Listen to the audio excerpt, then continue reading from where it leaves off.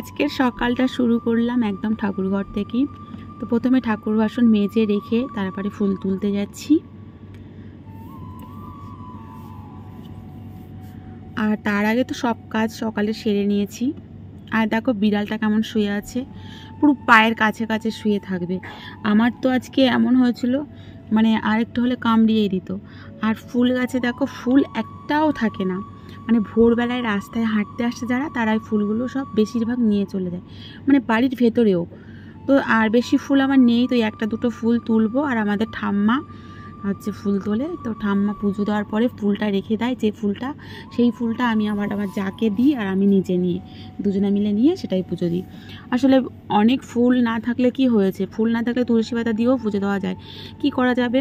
তো আমরা সত্যি কথা বলতে রেগুলার বাজার থেকে ফুল আনি না, বৃহস্পতিবার বা সপ্তাহে 2 দিন এরকম ফুল কিনে আনা হয়, প্রতিদিন কিনে আনা হয় না। আর ঠাম্মা ওই যে আমার জন্য রেখেছে ফুলটা, এই যে এই ফুল থেকেই আমি আমার যাকে অল্প দিয়ে আসবো আর নিজে দিয়ে পুজো দিয়ে নেবো, ওই যা হয় তাতেই দিয়ে নিই। তো তারপরে চলে আসলাম ছাদে একদম জামা কাপড় মেলতে।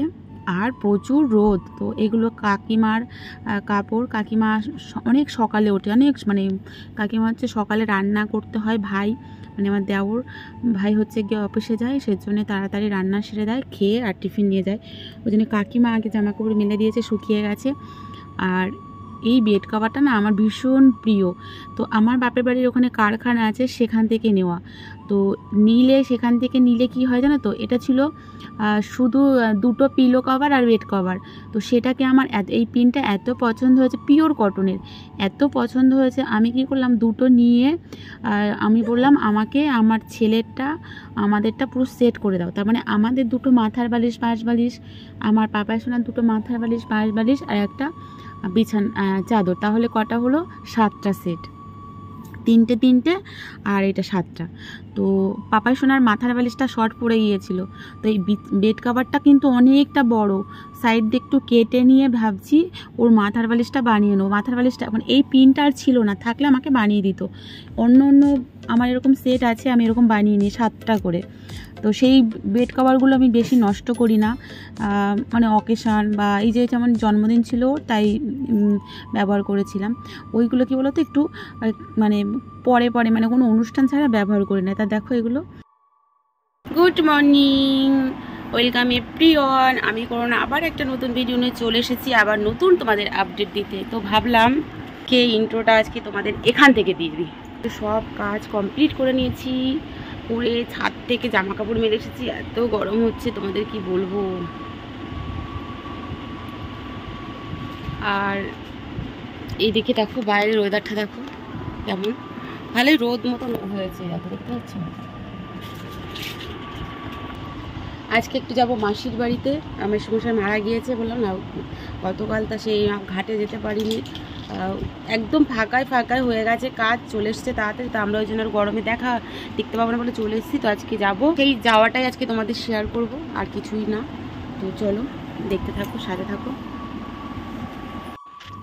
তা যেরকম বললাম, মানে যেমনটাই বললাম, বেরিয়ে পড়েছি দুজনে। প্রচুর রোদ, মানে রোদে একবার সাহস করে বেরিয়ে পড়তেই হবে।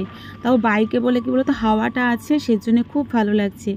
তো তারপরে দেখো আমি একটু শেয়ার করলাম, বাইরের পরিবেশ না আমার ভীষণ ভালো লাগে, এরকম লং ড্রাইভ মানে এরকম যেতে না আমার খুব ভালো লাগে। তো জানি না কার কীরকম ভালো লাগে, তো আমার এই বাইরের এরকম যখন যাই না, এই ভিউগুলো আমার ভীষণ ভালো লাগে। আর তাই ভাবলাম ক্যামেরা বন্দি করে তোমাদেরকেও একটু শেয়ার করি। দেখো চারিদিকটা কিন্তু সবুজ সবুজ সবুজ, তারপরে জল অনেক সুন্দর দেখো। আর প্রায় আমরা ধাবার কাছে চলে এসেছি, একদমই যে কলকাতায় যে ধাবাটা, এখানে প্রচুর সবজি চাষ হয়। যখন আমরা প্রথম বাইক নিয়ে যেতাম, যখন পাপার সঙ্গে ছিল না, পুরো ধাবার পাশ দিয়ে যেতাম। এখন আমরা তখন চিনতাম না ভালো রাস্তাটা, এখন আমরা এই সাইড থেকে যাই। এখন যেতে যেতে অনেকটা রাস্তায় চিনে গিয়েছে। দেখো পুরো মানে মাঝে মাঝে না এত ছায়া থাকছে, 2 সাইডে গাছ থাকলে সেই রাস্তা দিয়ে যেতে না সত্যি খুব ভালো হয়, আরামদায়ক এই গরমের সময়। না হলে কিন্তু ওই দেখো ধাবা দেখতে পাচ্ছ। তারপরে চলে আসে, আমি দেখো একদম ঢুকে গেছি সায়েন্স সিটির কাছাকাছি প্রায়। দেখো আর একটু হলেই সায়েন্স সিটির কাছে চলে আসব। আর এই বিল্ডিংটা আর এতটাই ভালো লাগে আমার, যতবার আমি এখান দিয়ে মানে আমাদের বাপের বাড়িতে যাওয়া আসা করলে এখান দিয়ে যাওয়া আসা করি বেশি। অন্য দিন অন্য জায়গায় মানে ঘটক পুকুর ওই দিক দিয়ে যাওয়া আসা করলে আমাদের এই দিকটা আসতে হয় না, কিন্তু এই দিক দিয়ে যখনই যাওয়া আসা করি এই বিল্ডিংটাকে আমি একদম ক্যামেরা বন্দি করি। আমার খুব ভালো লাগে দেখো, আর ভয়ও লাগে, ভাবি ওই ওপরে গিয়ে সবাই সুইমিং করে কি করে, তাই ভাবি। তো এই হচ্ছে সায়েন্স সিটি। সায়েন্স সিটির লুকটা আমি যখন ক্লাস 11-এ পড়ি তখন আমরা সায়েন্স সিটিতে জিওগ্রাফি প্র্যাকটিক্যালের জন্যে সার্ভে করতে এসেছিলাম, আমাদের এখানে নিয়ে এসেছিলো। সেই আর কখনো আর যাওয়া হয়নি সত্যি, আর ভাগ্যে আর নেই যাওয়ার। তখন স্কুলের স্যারেরা নিয়ে এসেছিলো। তো এই দেখো চলে এসেছি। কালকে তোমাদের আপডেট দিয়েছিলাম যে আমার মেসোমশাই মারা গিয়েছে, তো কালকে আমি দেখতে পারিনি, দেখা আমার হয়নি, ভাগ্যে ছিল না। তো আজকে চলে এসেছি বাড়িতে, দেখো মাসি বাড়িতে। দাদা এখানে শুয়ে আছে, আর ওই আমার দিদি চলে গেল, আর বোন দিদি আর বোন দুজনে একসাথে কাজ করবে, আর ভাই ওই ঘরে বসে আছে। মানে এখন খুব কষ্ট, তো দাদা ওখানে শুয়ে আছে, তোমাদের দেখালাম। আমার মেসো এইখানে থাকতো, আমার মাসি নেই, মাসি অনেক আগেই তোমাদের তো বলেছিলাম।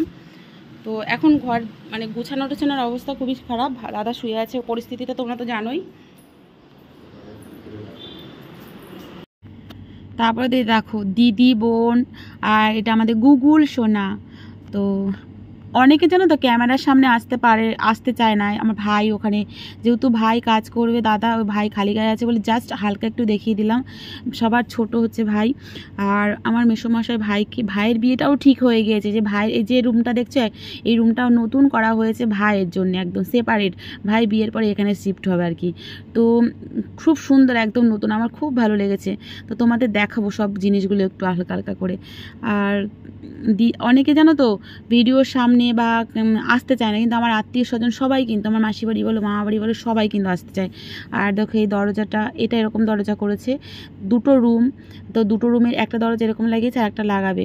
বিয়েটাও ঠিক হয়ে এসেছিলো, কিন্তু সব কিছু হয়ে গেছে একদম, মার্বেল থেকে পুট্টি থেকে রং, আর এদিকে গ্যাস ট্যাসও নিয়ে এসছে। আর সব থেকেই দরজাটা তোমরা দেখো রাধাকৃষ্ণ, শুরুতেই মানে দরজায় ঢুকবে রাধাকৃষ্ণের মুখ থেকে দিয়ে ঢুকবে, এটা সব থেকে বেশি ভালো লাগছে না তো। আর ওদিকে তোমাদের দাদা ভাই সব বসে আছে, আর ওটা আমাদের পিসি হয়। তো দরজাটা তোমাদের একটু নিখুঁতভাবে দেখাই, দেখো আমার তো ভীষণ ভালো লেগেছে বলেই ওর জন্যেই আমি বারবার করে দরজাটাকে দেখছি, দেখো কত নিখুঁতভাবে। আর এরকম ঘরবাড়ি থাকলে না সুন্দর করে গুছাও, পরিষ্কার করো, সোফা টোফা সবই নিয়ে নিয়েছে। বেরিয়ে যাচ্ছে দেখো, হেলমেট না হয়েছে। আর একটা নিচতলায় দোকান, এই দোকান, এই বেরিয়ে যাচ্ছে ওরা দুজন। এখন খুব রোদ বাইরে, হেলমেট তোমার হাতে দাও, আমি একটু আইসক্রিমটা খাবো। শিবাড়ির সামনে মন্দির দেখো, শ্রী শ্রী হরি গুরু গোপাল চাঁদ মন্দির।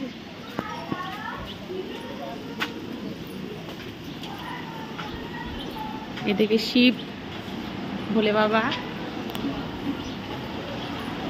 এখানে মা, তারপরে শীতলা মা, প্রত্যেককে সবাইকে ভোলে বাবা।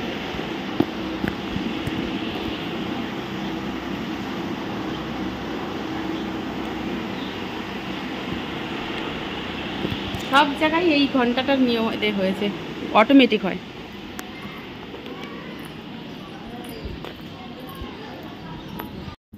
তো তারপরে আমরা যখন আসছিলাম আমাদের মামার বাড়ির পাশ থেকে, ওইখান থেকেই আসছিলাম, তারপর একটু দেখা করলাম। এখান থেকে মিষ্টি দেখছিলাম, কালারিং কত মিষ্টি। আমার বাবা শোনা খুব ভালোবাসে এরকম কালারিং মিষ্টি, হয়তো খুব খায় না, কিন্তু ওর ওগুলো দেখতে খুব ভালো লাগে, তাই আমি একটু দেখছিলাম মিষ্টিগুলো। এই দেখো, তারপরে যখন আমরা ফিরছি দেখুন সায়েন্স সিটির পাশ থেকেই আবার ফিরছি, সেই ভিউটাও তোমাদের একটু দেখিয়ে দিলাম। তো তারপরে আমাদের খেতে বলছিল, তারপরে অনেকটা বেলা হয়ে গেছে, একটু খিদে লাগছিল। তা তোমাদের দাদাভাই উল্টোপাল্টা কিছু খায় না, ও বললো ভাত খাবার। আমি একদম বাইরের কিছু খেতেই চাই না, যার কারণে আমি একটা বললাম সিঙ্গারা দাও, আর একটা ছোট্ট একটা স্প্রাইট খাবো। আমি এত গরম হচ্ছিলো তো সেই কারণে, তো ওই যে নিয়েছি স্প্রাইট। আর তোমাদের দাদাভাই ভাত নিয়েছে, এটা ছিল 160 টাকার প্লেট। তো ভাতটা খুব সুন্দর ছিল, তার তরকারি ছিল কাতলা মাছের পিস, তোমাদের একটু দেখিয়ে দেবো। এই দেখো এখন খেতে বসেছে, আমরা একটা দোকান থেকে খেতে বসেছি, দেখো হোটেলে আর কি। আমি নিয়েছি এই যে সিঙ্গারা, আর ও খাচ্ছে দেখো। এখানে আছে সোয়াবিন, আর একটা নিরামিষ পটলের তরকারি ছিল, পাতলা ডাল, আলু ভাজা, পেঁয়াজ আর মাছ। ঠিক আছে, স্পাইটটা আমার।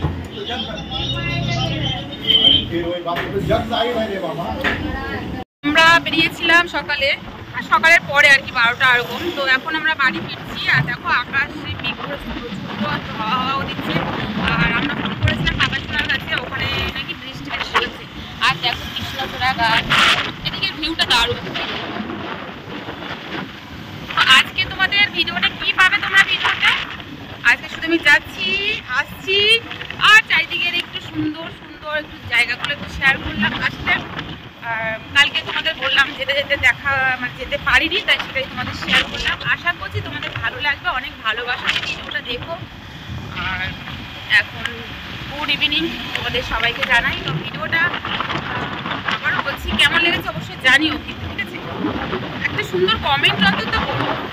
তো নেক্সট তোমাদের সঙ্গে দেখা হচ্ছে নতুন কোনো ভিডিওর সাথে। তোমরা ভালো দেখবো। আর আমি আর তোমার দাদা ভাই গিয়েছিলাম আর আপাশোনাকে রেখে গেছিলাম, মানে প্রচণ্ড রোদ গরম, তো আমাদের কষ্ট হয়, হোক বাচ্চা মানুষ তো খুব কষ্ট হতো, ওই জন্য ওকে নিয়ে যায়নি। টাটা।